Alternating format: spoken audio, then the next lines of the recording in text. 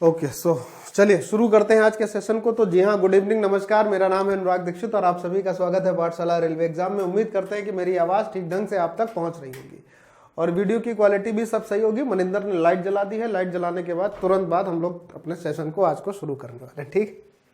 अच्छा चलिए, तो सेशन शुरू करने से पहले कुछ बेहतरीन फिर से क्वेश्चन होंगे और उन क्वेश्चंस को करने के, उन क्वेश्चंस की कैलकुलेशन से डील करने के मैं रास्ते आपको बताऊंगा, तरीके आपको बताऊंगा। चलना आपका काम होगा, उतना तो करेंगे ही।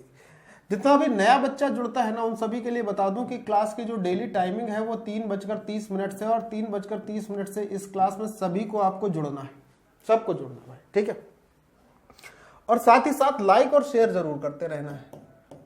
कैसे? लाइक और शेयर को जरूर करना है, ठीक है भाई। चलिए, तो आज की क्लास का अपना पहला क्वेश्चन करने से पहले ये जो मेरी एक बात रहती है हमेशा से कि ये कंप्लीट मैथ का बैच है और एक ये ऐसा बैच है जो आपके लिए, अगर आप इसको सही से पढ़ते हैं, रिवीजन करते हुए पढ़ते हैं, या जिन बच्चों ने लेकर इसको पढ़ने के लिए अपना काम शुरू कर दिया, हजारों बच्चे, उन सभी बच्चों से आप एक बार फीडबैक ले सकते हो। और जितने भी बच्चों ने एनरोल नहीं किया है, आप इसमें एनरोल करिए। और ऐसा नहीं कि आप डायरेक्ट एनरोल कर लीजिए, मैं आपको बताता हूं रास्ता, फिर आप चेक करिए, चेक करने के बाद एनरोल करिए। सबसे पहला रास्ता है कि आप माई पाठशाला की एप्लीकेशन डाउनलोड करने के बाद हमारे इस बैच में आ जाइए, ठीक। और इस बैच में आने के बाद आप सबसे पहले इस बैच के बच्चों के लिए रेटिंग देखिए कि क्या बच्चों ने रेटिंग दे रखी है। रेटिंग के बाद आप रिव्यू देखिए। इसके बाद भी अगर आपका मन नहीं भरता है कि नहीं सर, नहीं ऐसे नहीं, तो आप डेमो लीजिए। सर यहां पर इस कोर्स में एक चैप्टर मैथ्स का पूरा ऐसा है जिसका डेमो पड़ा हुआ है, आप डेमो देखिए। डेमो देखने के बाद फिर आप इस बैच में एनरोल कर लीजिए। और ये बैच में एनरोल करने के लिए आपको 999 नहीं चुकाने ना, आपको सिर्फ और सिर्फ 299 देने हैं। 999 से 299 तक आने का जो सफर है वो कूपन कोड AD10 के माध्यम से तय होता है। या कोई भी माई पाठशाला से लिया जाने वाला कोर्स अगर आप इस कूपन कोड के साथ खरीदते हैं तो आपको मैक्सिमम डिस्काउंट ऑफर मिलेगा, मैक्सिमम डिस्काउंट। बात समझे भाई? तो चलिए आप फिर आज के सेशन को शुरू करते हैं। अच्छा, यहां पर हमारा ये सपोर्ट का नंबर हम लोग लिख दे रहे हैं 6393125760।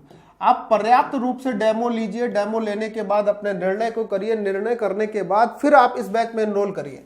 लेकिन ये सब आप जल्दी करिए, क्योंकि समय के साथ साथ क्या होता जाएगा ना कि इस बैच में सीटें फुल होती जाएंगी। सीटें फुल होने के साथ साथ जैसे जैसे हम लोग समय के साथ आगे बढ़ेंगे, पेपर नजदीक आ जाएगा, तो इस बैच की कीमत जो है ना वो 299 नहीं होगी, फिर ये धीरे धीरे बढ़ने लगेगी। ये बात मैं बहुत दिन से कहते हुए चला आ रहा हूं और आगे मैं इसको एप्लीकेबल करूंगा, ठीक है। चलिए फिलहाल आज के पहले क्वेश्चन पर चलते हैं। तो ये रहा आज का आपका फर्स्ट क्वेश्चन। मैं उम्मीद कर रहा हूं कि आपको दिखेगा, और दिखेगा तो आप लोग अच्छे से करेंगे। This is the first question, आज का आपका इसका पहला प्रश्न। मैं उम्मीद कर रहा हूं कि आपको अच्छे से दिखाई दे रहा होगा। दिख रहा है ना? चलो भाई, और अगर दिख रहा है ये प्रश्न तो चलिए फिर इस प्रश्न को आप देख लीजिए, और इस प्रश्न को देखने के बाद फिर हम लोग इस प्रश्न को करना शुरू करते हैं, ठीक है। मुझे उम्मीद है कि आपने इस क्वेश्चन को देख लिया होगा। देख लिया है? तो चलिए अब इस क्वेश्चन को हम लोग करते हैं और देखते हैं कि ये क्वेश्चन का जो जवाब होगा वो कैसा होगा, ठीक है। अब तो आपको क्वेश्चन तो दिख ही गया होगा। Very good. बहुत सिंपल सी बात थी कि अगर इस क्वेश्चन को हमने देखा है तो इस क्वेश्चन को देखने के बाद हमें समझ में आया कि अगर x² + y² + z² जो है वो अगर xy + yz + zx के बराबर था, जहां पर x का मान 1 था। मैं इसको थोड़ा सा बड़ा ही कर लेता हूं, यहां पे भी बता दूंगा, ठीक है। आपको भी इसमें भी दिख जाएगा, दोनों में ही दिख जाएगा। x का मान 1 है, तो मैं ये कह रहा हूं भाई अगर x का मान 1 है तो x के मान के साथ साथ 1 जो दिया है, हम लोग y और z का मान भी 1 रख लेते हैं। क्या रख लेते हैं? y और z का मान भी हमने क्या रख लिया? 1 रख लिया। इससे फायदा ये होगा कि जब हम लोग y और z का मान भी 1 रख लेंगे तो हमारा ये जो वैल्यू होगी वो इस वैल्यू के बराबर आ जाएगी। आप चेक कर लो, ये भी 3 होगा, उधर भी 3 होगा। ये तभी बराबर होगा जब आप x y z की वैल्यू को बराबर रख लेंगे। और अगर x 1 था तो y z भी 1 कर लिया। अब जब ये 1 कर ही लिया तो यहां से क्या मान मिलेगा? आपको मिलेगा 10, प्लस में 5 और प्लस में 7 सॉरी। नीचे क्या मिलेगा? नीचे मिलेगा आपको 13 + 6 + 3। तो ऊपर भी 22 मिलेगा आपको और नीचे भी 22 मिलेगा आपको, तो 22/22 जब कटेगा तो आपका आंसर आपके पास 1 आ जाएगा। कितना आ जाएगा? 1। तो सही आंसर क्या होगा? ऑप्शन नंबर डी होगा इसका सही आंसर, यानी कि 1 जो होगा वो यहाँ पर सही प्रश्न आपको मिलेगा। एसएससी सीजीएल टियर 1 5/12/2022 का ये पहला प्रश्न था। ठीक है, चलिए तो बढ़ते हैं अपने अगले सवाल पर। यह है अपना अगला क्वेश्चन, देखना है और समझना है कि क्या इस प्रश्न का उत्तर होने वाला है। ठीक, चलो क्वेश्चन नंबर 2। ठीक, कहता है एक टोपी है जिसका अंकित मूल्य इतना है, 68 रुपए में बेचा जाता है, छूट की प्रतिशत दर क्या होगी? कितना ज्यादा सरल है भाई ये तो। यानी कि अगर 90 रुपए की चीज को आप 68 रुपए की बेच रहे हैं, यानी एक ऐसी वस्तु जिसका अंकित मूल्य मार्क प्राइस जो है वो 90 रुपए है और उसे आप 68 के विक्रय मूल्य पर बेच रहे हैं, तो डिस्काउंट ही होगा ना। जब हम लोग अंकित मूल्य से विक्रय मूल्य पर आते हैं तो डिस्काउंट देकर आते हैं। कितना डिस्काउंट होगा? तो हमने इसको 2 से काटा, 2 से काटने पर हमें क्या मिलेगा? ये 45 मिलेगा, 2 से काटने पर ये 34 मिलेगा, 2 से ये कट गया, 2 से ये कट गया। 45 की चीज को 34 पर बेचा जा रहा है, नहीं 11 रुपए कम करके बेचा जा रहा है।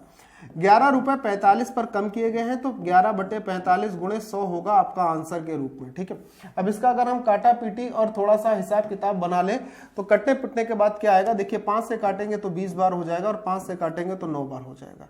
11 गुणे 20 220 हो जाएगा और 220 को जब आप 9 से डिवाइड करेंगे तो आपका उत्तर आपकी आंखों के सामने जाएगा। 9 दूनी 18, 4 बचेगा 40 हो जाएगा, 9 चौको 36, यानी कि लगभग 24.44% जो होगा वो आपका उत्तर हो जाएगा। तो यानी कि जो डिस्काउंट दिया गया है, जो छूट दी गई है, तो डिस्काउंट का प्रतिशत कितना होगा? 24.44% आपका डिस्काउंट मिल जाएगा और ये आपके इस प्रश्न का सही जवाब हो जाएगा बच्चा। ठीक है, चलो देखो सवाल नंबर नेक्स्ट। क्लियर? त्रिभुज एबीसी समरूप है त्रिभुज क्यूआरपी के। त्रिभुज एबीसी का क्षेत्रफल त्रिभुज क्यूआरपी के क्षेत्रफल का जो अनुपात है वो 9 और 4 है। अगर एबी का मान इतना है, बीसी का मान इतना है, तो आपसे कह रहा है कि पीआर की लेंथ क्या होगी। सबसे पहले तो इस बात को ही समझना है कि जब हम लोग समरूपता पढ़ते हैं, समरूपता यानी कि सिमिलैरिटी पढ़ते हैं, तो उसमें कई सारी चीजें ऐसी होती हैं जो छोड़ दी जाती हैं। समरूपता जब हम लोग पढ़ते हैं तो उसमें हम लोगों ने सबसे बेसिक पॉइंट ये पढ़ा है कि जैसे यहां पर बोला गया कि त्रिभुज ए बी सी जो है वो दूसरे त्रिभुज किसके? क्यू आर पी के। तो जैसे ये लिखा है आपको ऐसे ही लिखना है कि अगर त्रिभुज ए बी सी त्रिभुज क्यू आर पी के समरूप है तो यहाँ पे कौन कौन सी भुजाएं आपस में समरूपता दर्शाएंगी? तो आप बोलोगे इसकी ए बी भुजा इसकी क्यू आर भुजा के साथ होनी चाहिए। ए बी भुजा का अनुपात क्यू आर भुजा के साथ होगा, ये ध्यान से समझना। बीसी भुजा का अनुपात इसकी आरपी भुजा के साथ होना चाहिए और इसकी एसी भुजा का अनुपात इसकी क्यूपी भुजा के साथ होना चाहिए। एसी का अनुपात इसकी क्यूपी भुजा के साथ होना चाहिए। इन भुजाओं के अनुपात जो होते हैं वो आपस में क्या होते हैं? बराबर होते हैं। सबसे पहले तो आपको इस चीज को समझना है कि अनुपात, और जब चीजों को लिखेंगे ना कि संगत भुजाओं के अनुपात कैसे बराबर होते हैं, तो वो ऐसे लिखा जाएगा। ठीक। दूसरी बात आपने ये भी पढ़ी है कि समरूपता के सिद्धांत में जब दो त्रिभुज समरूप होते हैं तो समरूप त्रिभुजों के जो क्षेत्रफल होते हैं वो क्या होते हैं? वो उनकी संगत भुजाओं के यानी करेस्पॉन्डिंग साइड के संगत भुजाओं के अनुपात के वर्ग के बराबर होता है। ये भी आपने पढ़ा होगा, सिंपल सी बात है, ये तो आपने पढ़ा ही रखा होना चाहिए, है ना। तो अब इसी चीज पर हमारा काम होगा। देखो यहाँ पर क्षेत्रफलों के अनुपात 9 और 4 दिए थे, 9 और 4, और ये किसके बराबर होगा? ये इनकी संगत भुजाओं के अनुपात के बराबर होना चाहिए। तो यहां पर जो संगत भुजा आपसे पूछी जा रही है वो है पीआर, और पीआर के साथ की संगत भुजा थी बीसी, तो ऊपर आएगा बीसी भुजा और नीचे आएगी आरपी भुजा और इसके स्क्वायर के बराबर। यानी कि अगर मैं बोलूं तो यहां पर इस एबी भुजा का कोई इस्तेमाल नहीं होने वाला है, कोई भी इस्तेमाल इस एबी भुजा का नहीं होगा। कई सारे बच्चे इस एबी भुजा को लेकर उत्तर निकालेंगे, तो जो ए बी भुजा को लेकर उत्तर निकालेगा उसका उत्तर क्या हो जाएगा? गलत हो जाएगा। ठीक है, चलिए अगर ये वर्ग है तो यहाँ पे वर्गमूल ले लेंगे तो ये हो जाएगा आपके पास 3/2, और यहाँ पर बीसी भुजा का मान देखिए आपके पास 15 दिया है, और यहाँ पर रहेगी आरपी भुजा, तो 3 से 5 बार ये कट जाएगा और 5 दूनी 10 हो जाएगा। यानी आरपी जो भुजा होगी वो कितने सेंटीमीटर की हो जाएगी? 10 सेंटीमीटर की हो जाएगी, और आपका ऑप्शन नंबर सी जो है वो करेक्ट आंसर हो जाएगा। कौन सा ऑप्शन करेक्ट आंसर हो जाएगा? सी करेक्ट आंसर हो जाएगा। तो जब कभी भी आप समरूपता और सर्वांग समता, ये दो ऐसे टॉपिक होते हैं जिसमें ज्योमेट्री में ट्राइंगल वाले पार्ट में आते हैं और इनसे क्वेश्चन बहुत पूछे जाते हैं। इनसे क्वेश्चन आने की जो फ्रीक्वेंसी होती है, जो क्वेश्चन पूछे जाते हैं, वो सबसे ज्यादा इन्हीं से पूछे जाते हैं। सबसे ज्यादा क्वेश्चन समरूपता और सर्वांग समता से ही रखे जाते हैं, पूछे जाते हैं। ठीक है, चलिए प्रश्न संख्या नेक्स्ट को देखते हैं। ये है अपना अगला प्रश्न। बहुत ही बढ़िया सा प्रश्न दिखाई दे गया है भाई आंखों के सामने, और मैं उम्मीद कर रहा हूं कि इस प्रश्न का उत्तर भी आप लोगों के द्वारा दिया जाएगा। ठीक है, चलो देखो ये क्वेश्चन कहता है x प्लस 1/2x ये 3 के बराबर है। तो 8x cube plus 1/x cube का मान क्या होगा? किसका मान पूछ रहा है? 8x cube plus 1/x cube का मूल्यांकन करना है। अब अगर समझदार बच्चा होगा तो उसे सवाल को करने में तकलीफ नहीं होगी, लेकिन जिसने इसको एक बार भी नहीं पढ़ा है, जिसने इस तरीके के सवालों को देखा ही नहीं है, जो इस तरीके के सवालों को पूर्णतया बेसिक से करता है, उसको कहीं ना कहीं तकलीफ होगी। देखो क्या है, सबसे पहले ये समझना है कि यहां पर हमारे पास जो x है उसका गुणांक 1 है, और यहां पर जो x क्यूब है उसका गुणांक 8 है। तो x और x क्यूब को देखकर हमें ये तो समझ में आ गया कि हमें घन करना है। भाई अगर x से, समझना ध्यान से, अगर x से आप x क्यूब पहुंच रहे हैं तो ये तो समझ में आ जाता है कि घन करना है। लेकिन घन करने में ये देखना है कि अगर यहाँ x का गुणांक 1 है तो घन करने पर यहाँ पर भी x क्यूब का गुणांक तो 1 ही होना चाहिए, लेकिन यहाँ पर ये 8 है। तो हम ऐसा क्या करें कि यहाँ पर x क्यूब का जो गुणांक है वो 8 की फॉर्म में आ जाए। तो मैंने कहा कि हमारे पास जो आपके पास ये व्यंजक दिया था, कौन सा, कि x प्लस 1/2x, यही तो दिया था। किसके बराबर दिया था? 3 के। तो मैंने बोला कि इस पूरे व्यंजक में हमने क्या किया, दोनों तरफ 3 से गुणा कर देते हैं। किससे गुणा कर देते हैं? 2 से गुणा कर देते हैं। तो जब हम 2 से गुणा करेंगे यहाँ पर, तो ये 2 ब्रैकेट में x प्लस 1/2x, और यहाँ पर भी अगर हम 2 से गुणा कर देते हैं तो 3 गुणे 2 हो जाएगा। यहाँ 2 से गुणा करेंगे तो आपके पास आ जाएगा 2x, और प्लस में यहाँ पर सिर्फ 1/x आ जाएगा, और यहाँ पर 3 दूना 6 हो जाएगा।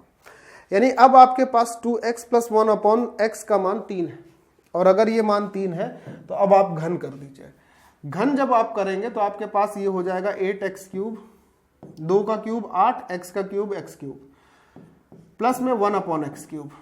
और आपने ये बात पढ़ रखी है बहुत अच्छे से कि अगर आपके पास x प्लस 1/x का मान कुछ है n के बराबर, और आपसे पूछा जा रहा है कि x cube plus 1/x cube बराबर आपको क्या होगा, तो आप क्या बोलोगे कि n का क्यूब माइनस में 3 गुणा n कर लेते हैं, है ना। लेकिन अगर आपसे ये बात तो आपने पढ़ी है, लेकिन अगर आपसे ये पूछ दिया जाए, ध्यान से सुनना भाई, अगर आपसे ये कहा गया होता कि nx प्लस 1/x बराबर आपको k दिया होता, क्या दिया होता? k दिया होता। फिर आपसे कहता कि बताइए nx का whole cube plus 1/x cube क्या होगा, किसके बराबर होगा, तो आप क्या करेंगे? तो आप क्या करेंगे? करना आपको अभी भी वही है, सेम चीज आपको अभी भी यही करनी है कि आपको लिखना यही है k का क्यूब माइनस 3 गुणे k, लेकिन यहां पर जो x का गुणांक है ना वो भी इसके साथ आ जाएगा, n भी इसके साथ आ जाएगा। तो सेम प्रोसीजर, सेम चीज को, ये रिवीजन वाला हिस्सा था, मैंने सोचा आपको जरूरत पड़ेगी तो मैं आपको बता दूं। हालांकि कई सारे बच्चों को ये होगा कि सर हमें आता तो नहीं है लेकिन हम सीखना भी नहीं चाहते, होगा कई सारे बच्चों का, लेकिन मैं तो सिखा के रहूंगा, बाकी आपकी इच्छा, आप सीखना चाहो या ना सीखना चाहो। ठीक है, तो सेम प्रोसेस यहां पर है भाई कि अगर ये सिर्फ और सिर्फ क्या होता, सिर्फ और सिर्फ x प्लस 1/x का मान 6 होता और ये पूछा गया होता तो कोई दिक्कत नहीं थी, लेकिन यहां पर अभी भी कोई दिक्कत नहीं आएगी। तो आप क्या करोगे, 6 का क्यूब माइनस 3 गुणे 6 तो रहेगा ही रहेगा, साथ में यहाँ पर जो x का गुणांक है वो भी साथ में आएगा। तो 6 का क्यूब हो जाएगा 216। कई सारे बच्चों का सवाल इसीलिए गलत हो जाएगा। 6 ताई 18 दूनी 36, तो अगर हम 216 में 36 घटा देंगे तो मेरा उत्तर क्या आ जाएगा, 180 हमारा आंसर होगा। Option number C correct answer हो जाएगा। कौन सा आंसर करेक्ट होगा? ऑप्शन नंबर सी जो है वो इस प्रश्न का, बहुत बेहतरीन प्रश्न का सही आंसर होगा। ठीक है, बोलो क्लियर है, नोट करिए। तो आओ नया सवाल देख लेते हैं, मतलब अगला सवाल देख लेते हैं। ये लीजिए अगला सवाल। दिख रहा है, दिखेगा तो वही है। देखिए क्या कहता है, त्रिकोणमिति से संबंधित बेहतरीन सवाल। और मैं ऐसे सवालों के लिए बताऊं ना आपको, तो इस प्रकार के सवाल लगभग एग्जाम में पूछे ही जाते हैं, चाहे एग्जाम वनडे कोई भी हो। त्रिकोणमिति के ऐसे सवालों का ट्रेंड इस वक्त जैसे प्रचलन में चलता है ना, कभी बीटेक का कोर्स चल रहा है, कभी एमबीए चल रहा है, कभी एलएलबी चल रहा है, कभी बीएड वालों का एकदम अंबार लगा, तो वैसे ही ये क्वेश्चन इस वक्त अंबार में है, पूछा जा रहा है। मतलब कुछ वर्ष ऐसे होते हैं जिस वर्ष में एग्जाम कोई भी हो, इस प्रकार के क्वेश्चन आपको मिलते ही मिलते हैं, तो ये उसी में है। कहता है रूट के अंदर लिखा हुआ है 1 + sin a upon 1 - sin a। तो अब देखो जरा इसको कितनी बढ़िया तरीके से हम आपको बताते हैं। इसका करना है आपको परिमेयकरण, तो ये क्या हो जाएगा, ये हो जाएगा 1 + sin a, और नीचे वाला जो व्यंजक लिखा है इसका चिन्ह बदलकर ऊपर ही गुणा कर देंगे, तो ऊपर क्या हो जाएगा 1 + sin a का होल स्क्वायर, और नीचे क्या है 1 - sin a। ध्यान से सुनिएगा, एक एक स्टेप लिख दे रहा हूं इसीलिए, और 1 + sin a गुणा हुआ 1 + sin a। अब आप अगर देखो तो इस 1 + sin a से इसको काटोगे एक को, तो वही आ जाएगा 1 + sin a upon 1 - sin a आ जाएगा। ठीक है, अब ऊपर देखो 1 + sin a का होल स्क्वायर है, तो रूट इससे हट जाएगा, तो यहां पर सिर्फ क्या बचेगा, यहां पर बचेगा 1 + sin a। भैया नीचे क्या आएगा, देखो a - b, a + b यानी a - b का whole square, a² - b square, तो 1 - sin स्क्वायर है आएगा, 1 - sin स्क्वायर है, और 1 - sin स्क्वायर क्या होता है, कॉस स्क्वायर है, और कॉस स्क्वायर ए का वर्गमूल क्या होगा, सिर्फ कॉस है, तो नीचे सिर्फ क्या आ जाएगा, कॉस ए आ जाएगा। अब मैं आपको ये बता देता हूं, जैसा आपको हालांकि पता होगा लेकिन मैं आपको बता ही देता हूं। जैसे आपके पास लिखा हो कि a + b अपॉन में c, तो इसको आप ऐसे लिख सकते हो a/c प्लस में b/c, ऐसे लिखा जा सकता है। बोले हाँ सर लिखा जा सकता है, बिल्कुल लिख सकते हैं। तो सेम कंडीशन यहाँ हो जाएगी मेरे मित्र कि ये हो जाएगा 1/cos a प्लस ये क्या हो जाएगा sin a/cos a हो जाएगा। तो 1/cos a क्या हो जाएगा sec a, और sin a/cos a क्या हो जाएगा tan a, क्या हो जाएगा tan a। तो ये आपका उत्तर बन जाएगा, क्या बन जाएगा उत्तर कि sec a plus tan a। आपका आंसर ऑप्शन नंबर सी हो जाएगा। क्या हो जाएगा, ऑप्शन नंबर सी। ये आपके प्रश्न का सही उत्तर हो जाएगा। बोलो ठीक है, ठीक है। चलिए अगला सवाल देखते हैं। ये आपका नेक्स्ट क्वेश्चन है भाई। आइए सर देख लेते हैं क्या है। ये क्वेश्चन आपको दिख रहा होगा, बढ़िया। चलिए पढ़िए, फटाक से उत्तर देने की कोशिश करिएगा एक बार सभी लोग, ठीक है। चलो देखो क्या कहता है। दो पर्यटक बसें एक ही बिंदु से शुरू होती हैं और दो सड़कों पर क्रमशः 48 किलोमीटर प्रति घंटे और 36 किलोमीटर प्रति घंटे की गति से समकोण पर चलती हैं। किस पे चलती हैं, समकोण पर, ठीक है। अच्छा 15 सेकंड के बाद बसों के बीच की दूरी क्या होगी, ये आपसे पूछा गया है। कठिन है नहीं, कैसे। अगर बसें समकोण पर चल रही हैं, यानी एक बस ऐसे जाएगी इस दिशा में इस सड़क पर, एक बस इस सड़क पर जाएगी, ठीक।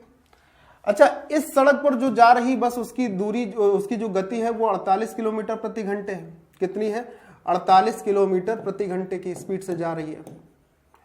और यहां पर जो बस जा रही है वो जा रही है 36 किलोमीटर प्रति घंटे की गति से, है ना। तो कह रहा है कि 15 सेकंड के बाद ये वाली बस यहां पहुंची होगी, ये यहां पहुंची होगी। अब इनके बीच की ये जो दूरी होगी, यही तो पूछ रहा है ना, 15 सेकंड के बाद दोनों बसों के बीच की दूरी क्या होगी, ये आपके पास ऑप्शन है। कई सारे बच्चों को वो हो जाता है कि सर ये आंसर आ गया, लेकिन थोड़ा समझना है। अगर ये 48 किलोमीटर प्रति घंटे की गति से जा रही तो मीटर पर सेकंड में चेंज करोगे तो 5/18 होगा। और ये जो है 15 सेकंड में कितनी दूरी तय करेगी ये आपको पता हो जाएगा। फिर सेम कंडीशन में ये अगर 36 किलोमीटर प्रति घंटे की गति से जा रही, 5/18 कर देंगे, मीटर पर सेकंड हो जाएगा। और ये 15 सेकंड में कितनी दूरी तय करेगी, ये दोनों ही पॉइंट आपको पता हो जाएंगे। बोले हाँ सर हो जाएंगे पता। देखो समझिएगा ध्यान से। अब जब ये दोनों पॉइंट आपको पता हो जाएंगे तो अब आपका प्रश्न का उत्तर निकालना आसान हो जाएगा। देखो 6 से 3 बार 18, 6 से 8 बार 48, 3 से 5 बार 15, तो 5 × 5 = 25, 8 = 200।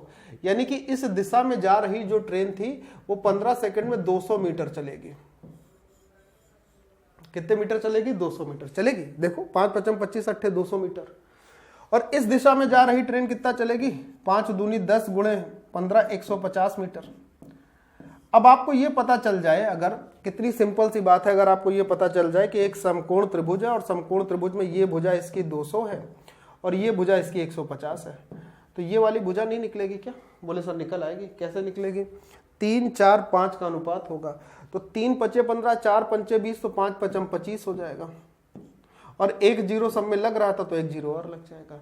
समकोण त्रिभुज से यानी 15 सेकंड के बाद दोनों बीच की दूरी कितनी होगी? 250 मीटर होगी।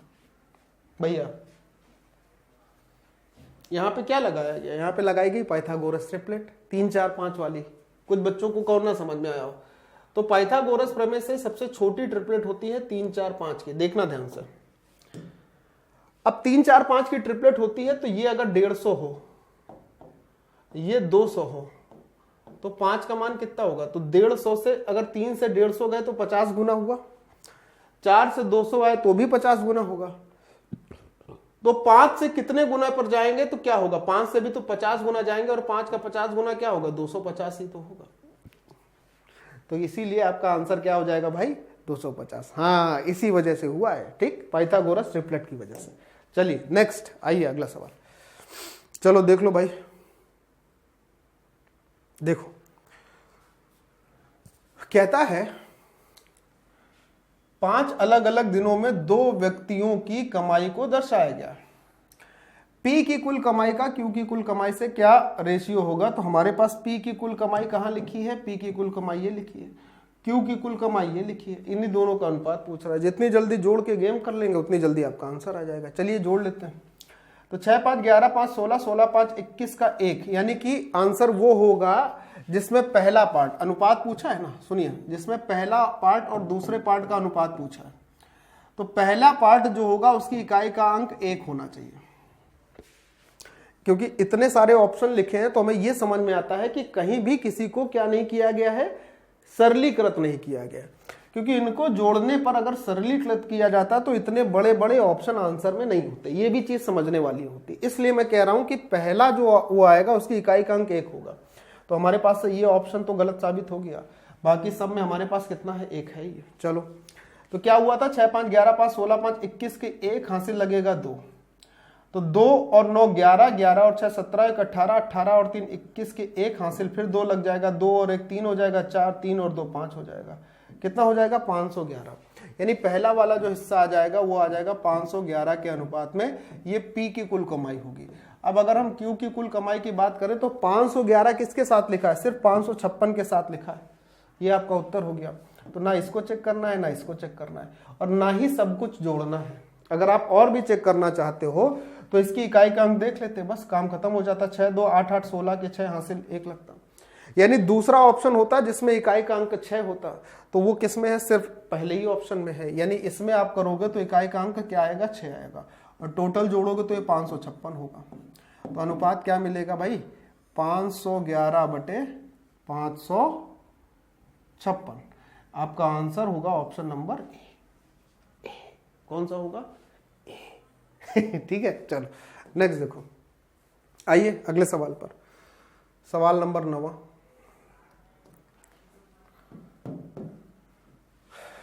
त्रिभुज ABC और त्रिभुज DEF समरूप हैं। BC का मान 4 है, EF 5 है, और त्रिभुज का क्षेत्रफल जो है ABC का वो 80 है। अच्छा, तो त्रिभुज DEF का क्षेत्रफल क्या होगा? देखो समझो, अगर मैं त्रिभुज ABC के क्षेत्रफल, सबसे पहले ये आप समझो कि त्रिभुज ABC और त्रिभुज कौन सा? DEF समरूप है। त्रिभुज DEF क्या है? समरूप है। तो इनकी समरूपता में जो संगत भुजाओं का अनुपात जो बराबर होता है, करस्पॉन्डिंग साइड का रेशियो जो बराबर होता है, इसमें कौन सी संगत भुजाएं होंगी जिसका अनुपात बराबर होगा? ये बात जाननी जरूरी है कि AB का अनुपात किसके साथ होगा? AB का अनुपात होगा DE के साथ। कल वाली क्लास में भी मैंने आपको ये बात बताई थी। BC का अनुपात किसके साथ होगा? EF के साथ। समझिएगा, ये आप लिखो भले ना, लेकिन ये आपको समझ में आनी चाहिए एक ही बार में। और CA का अनुपात FD के साथ होगा। CA का अनुपात किसके साथ होगा? FD के साथ होगा। ये आपस में बराबर होंगे, ये इनकी संगत भुजाओं के अनुपात होंगे। ठीक। दूसरी बात बच्चा ये है कि समरूप त्रिभुजों का जो क्षेत्रफल होता है उनके क्षेत्रफलों का अनुपात उनकी संगत भुजाओं के अनुपात के वर्ग के बराबर होता है। ये बात भी आप जानते हो? हाँ सर जानते हैं। तो यहां पर ABC का पहले वाले का तो आपके पास क्षेत्रफल दिया है कि ये 80 है, दूसरे वाले का क्षेत्रफल आपको निकालना है। अगर हम संगत भुजाओं की बात करें तो हमारे पास संगत भुजाओं में क्या क्या दिया है? BC भुजा दी है और EF भुजा दी है। क्या BC और EF का अनुपात है एक साथ? BC और EF का अनुपात है एक साथ। तो क्या हो जाएगा? 4/5 का होल स्क्वायर होगा। क्या हो जाएगा? 4/5 का होल स्क्वायर। तो 4 का होल स्क्वायर क्या होगा? 16 और 5 का होल स्क्वायर क्या होगा? 25। तो 16 पंचे 80 और 25 पंचे 125। तो जो दूसरा त्रिभुज था कौन सा? DEF, उसका क्षेत्रफल क्या होगा? 125 सेंटीमीटर स्क्वायर, यानी option number D correct answer. बात समझ में आई? समरूपता में इस चीज को आपको विशेष ध्यान के तौर पर ही रखना है, ठीक है। नेक्स्ट आ जाइए, देखिए सवाल नंबर 10वां क्या है। सवाल नंबर 10वां, सवाल नंबर 10वां। साधारण ब्याज पर एक निश्चित राशि 2 वर्षों में 3640 और 8 वर्षों में 4060 हो जाती है। प्रति वर्ष अनुमानित दर प्रतिशत ज्ञात कीजिए। साधारण सवाल है कि भाई कोई मूलधन रहा हमारे पास और उस मूलधन पर अगर 2 वर्षों में हमें साधारण ब्याज मिला तो मूलधन प्लस साधारण ब्याज के बाद ये राशि कितनी हो गई है? 3640। आपको हमेशा याद रखना है कि जब किसी धन के बाद, हिंदी की बात कर रहा हूं, हिंदी में अगर ये लिखा है कि किसी धनराशि के बाद ये लिखा हो कि हो जाती है या हो जाता है, तो इसका मतलब वो किसकी बात कर रहा है? इसका मतलब वो मिश्र धन की बात कर रहा है। किसकी बात कर रहा है? मिश्र धन की। ठीक। दूसरी बात, इंग्लिश में क्या लिखा होगा? इंग्लिश में आपके पास ऐसे लिखा होगा certain sum amount to rupees in this year. Amount का मतलब मिश्र धन होता है, तो आप अंदाजा लगा सकते हो। ठीक। तो 2 वर्षों का जो मिश्र धन है वो 3640 है और 8 वर्षों का जो मिश्र धन है, यानी कि जब उसमें 8 साल का साधारण ब्याज जोड़ा जाएगा तो उसका जो मिश्र धन है वो कितना है? 4060 रुपए। कितना है? 4060 रुपए। तो पहले को हम दूसरे से माइनस कर देते हैं, तो माइनस करने से हमारे पास क्या आ जाएगा कि भाई ये माइनस ये माइनस ये माइनस, तो P से P कट जाएगा। 8 साल में 2 साल घटाएंगे तो 6 साल का जो हमारे पास साधारण ब्याज होना चाहिए वो कितना आएगा? 4060 में इसको घटा लेंगे, 1400 यहां बचेगा, 20 यहां बचेगा, 1420 आ जाएगा। आ जाएगा 1420, बोलो हाँ या ना। तो 1 साल का जो साधारण ब्याज होगा भैया वो कितना होगा? तो आप बोलोगे सर 6 दूनी 12, 2 बचेगा और सही घटा है ना? सही क्यों घटा है? बिल्कुल भी सही नहीं घटा, 420 आएगा। 6 सत्ते 42, 1 साल का साधारण ब्याज होगा जो 70 रुपए होगा 1 साल का। भाई साहब अगर 1 साल का साधारण ब्याज 70 रुपए है तो 2 साल का 140 होगा। 140 को इसमें घटा देंगे तो हमारे पास एक लाइन में साधारण हमारा मूलधन आ जाएगा कि 3640 में 140 घटाएंगे तो मूलधन आपके पास 3500 रुपए आया। बोलो हाँ या ना। और यदि मूलधन आपके पास 3500 रुपया आ गया तो ब्याज की दर निकालना कठिन काम है क्या? कि इस 3500 रुपए पर 1 साल में आपको 70 रुपए ब्याज मिलता है तो ब्याज की दर कितने % रही होगी? 2%। कैसे? ब्याज की दर हमेशा किस पे काउंट करते हैं? आपको पता है ना, रेट ऑफ इंटरेस्ट हमेशा किस पे काउंट की जाती है? रेट ऑफ इंटरेस्ट काउंट की जाती है 1 साल का साधारण ब्याज बटे में मूलधन और गुणे में 100। कितने बच्चों की बात नहीं पता थी? ईमानदारी से कमेंट कर देना, और अगर पता है तो मत करना। ठीक। मूलधन आपके पास 3500 और गुणे में 100, तो ये 2 जीरो से इसका काम खत्म। 35 दूनी क्या होगा? 70।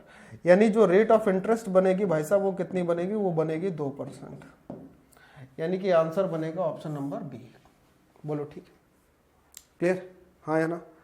चलिए तो अगले सवाल पर आए। देखो भाई अगला सवाल, question number next 8 cot theta बराबर 6 है। Sine theta plus cot theta cos theta upon में sine theta minus cos theta का मान क्या होगा? सुनिए, जब आप यहां पर ये चीज देखोगे कि कॉट थीटा बराबर, अगर मैं लिखता हूं, सिर्फ लिखूं मैं कॉट थीटा, तो कॉट थीटा बराबर क्या आएगा? 6/8 आएगा। कॉट थीटा बराबर क्या आ जाएगा? 6/8। और 6/8 का मतलब हो जाएगा 3/4। बोलो हाँ या ना। 3/4। किसका मान होगा, कॉट थीटा का। अच्छा दूसरी बात, अब अगर जिस चीज की वैल्यू हमें चाहिए, जैसे यहां से क्या चाहिए, sine theta plus cos theta upon में sine theta minus cos theta, तो मैं ये बोल रहा हूं कि मैं साइन थीटा से ऊपर नीचे दोनों तरफ डिवाइड कर देता हूं। तो साइन थीटा से ऊपर नीचे दोनों तरफ डिवाइड करोगे तो sine theta upon sine theta हो जाएगा, और यहां cos theta upon sine theta होगा तो कॉट थीटा हो जाएगा, हो जाएगा। ये क्या बन जाएगा, ये 1 बन जाएगा, तो 1 प्लस कॉस थीटा ऊपर आ जाएगा, नीचे क्या आएगा, इसी तरीके से 1 माइनस कॉट थीटा आ जाएगा, बोलो हाँ या ना, बोले आ जाएगा सर। अच्छा कॉट थीटा का मान कितना है, 3/4 है, तो ऊपर हम कॉट थीटा की जगह 3/4 लिख सकते हैं, नीचे भी हम कॉट थीटा की जगह 3/4 लिख सकते हैं। तो यहाँ पे भी हमने 3/4 लिख लिया और यहाँ पे भी हमने 3/4 लिख लिया। 4 एकम 4 और 3 7/4 ये हो गया, और यहाँ पर 4 एकम 4 में से 3 घटाएंगे तो 1/4 ये हो जाएगा। अब देखिए 4 से 4 कट जाएगा तो अपना उत्तर जो होगा सिर्फ 7 बचेगा, बोले हाँ सर सिर्फ 7 बचेगा, तो इतना ही उत्तर है भाई इसका, ऑप्शन नंबर बी आपका आंसर हो जाएगा। क्या कहती पब्लिक, बोलो समझ में आ गया, क्लियर है। किसी बच्चे को अगर जरा सा भी कोई भी रत्ती मात्र का डाउट हो ना, तो जो कमेंट बॉक्स आता है उसमें अपना कमेंट जरूर लिख देना भाई, ठीक है, समझ में आई बात। चलो अगले सवाल पर आते हैं। वाह वाह वाह वाह वाह वाह वाह, चलिए देखिए, निम्नलिखित चार्ट एक कंपनी के वार्षिक प्रदर्शन में कर्मचारियों के स्कोर को दर्शाता है। कर्मचारियों के स्कोर सभी कर्मचारियों के कुल स्कोर में से कार्तिक के स्कोर का प्रतिशत कितना है। ये लिखा है कार्तिक, मतलब जो सॉलिड वाला हिस्सा है वो कार्तिक का है, यानी 80 वाला जो हिस्सा है ये कार्तिक का है। तो कार्तिक के लिए जो परसेंट होगा, किसके लिए, कार्तिक के लिए, इसके लिए जो परसेंट होगा उस परसेंट की गणना करनी है, जबकि इसका हिस्सा जो है पूरे में से 80 है। अब पूरा हिस्सा क्या है इसको देख लेते हैं। 9 और 8 17, 170 ये हो गया, 170 प्लस 70 240 ये हो गया, 240 10 250 हो गया, 250 प्लस 150 ये हो गया 360, यानी कि 360 में 80% जो है, 80 जो है वो कितना हिस्सा है, आपको क्या करना है, परसेंट में 100 कर देना है बस। 0 से 0 का काम खत्म करने के बाद हम ये देख पाते हैं कि अगर मैं इससे देखता हूं तो क्या करेंगे, 4 दूनी 8 होगा, 4 9 में 36 हो जाएगा। 9 से अगर हम इसको काटते हैं तो लगभग ये कट जाएगा 11 सही 1/9% में, और 2 गुणे 11 सही 1/9% का मतलब होता है 22 सही 2/9% होता है। क्या होता है, 22 सही 2/9%, यही है। अच्छा तो 22 सही 2/9% अगर हम देखें हैं तो हमारा तो उत्तर किसी से मैच ही नहीं हो रहा ना फिर। अच्छा तो मैच क्यों नहीं हो रहा भाई, ये भी चेक कर लेते हैं, क्या हमने सही जोड़ा है। 9 8 17, 170 प्लस 70 240, 240 और 10 250, 250 और 8 7 15, 250 और 150 400 होगा ना, 20% आ जाएगा, ये 400 होगा, 360 नहीं, 80/400 होगा, और 80/400 गुणे 100, तो अपने पास क्या मिलेगा, 4 से इसको काटने पर 20%, क्या हो जाएगा 20% इस प्रश्न का सही आंसर हो जाएगा, यानी कार्तिक का जो हिस्सा होगा वो 20% होगा। ठीक है, नेक्स्ट अगला सवाल देखो, चलो देखो समझो। कहता है समान आयतन के 3 घन सिरे से जुड़े हुए, सिरे से सिरे तक जुड़े। अच्छा, यदि घन का विकर्ण 6√3 सेंटीमीटर है तो परिणामी घनाभ का पृष्ठीय क्षेत्रफल क्या होगा। अब देखो ये सवाल तो कठिन नहीं है, लेकिन क्या है इसका इमेजिनेशन आपको थोड़ा सा करना होगा। आप इमेजिन अगर कर लो इस डायग्राम को बनने के बाद तो आपका सवाल हो जाएगा बिल्कुल ही सरल। देखो मैं आपको इमेजिन करके भी बता देता हूं और चीजें समझा भी देता हूं, ध्यान से सुनना। अगर मैं बोलूं कि 3 घन आपस में जुड़े हैं तो मैं यहां घन ले लेता हूं और उनको जोड़कर आपस में आपको दिखाता हूं। एक घन जैसे मैंने ये ले लिया, ठीक है, चलो एक घन मैंने ये ले लिया कि एक घन हमारे पास ये है, ऐसे ध्यान से देखना भाई। दूसरा घन मैं ले लेता हूं, इसको आपस में जोड़ देता हूं, तो दूसरा घन हमारे पास ये हो गया। अब जब जोड़ेंगे ना तो देखो कैसे जुड़ेगा, ये ऐसे जुड़ा कि ये आपस में जुड़ गए, ठीक, 2 घन आपस में जुड़ा दिखाई दिए। तीसरा घन ले लेते हैं तो तीसरा घन भी आपस में जुड़ा हुआ दिखेगा आपको। ये हमने तीसरा घन ले लिया और तीसरा घन भी इसी में आपस में इस तरीके से हमने क्या करना है, जोड़ दिया।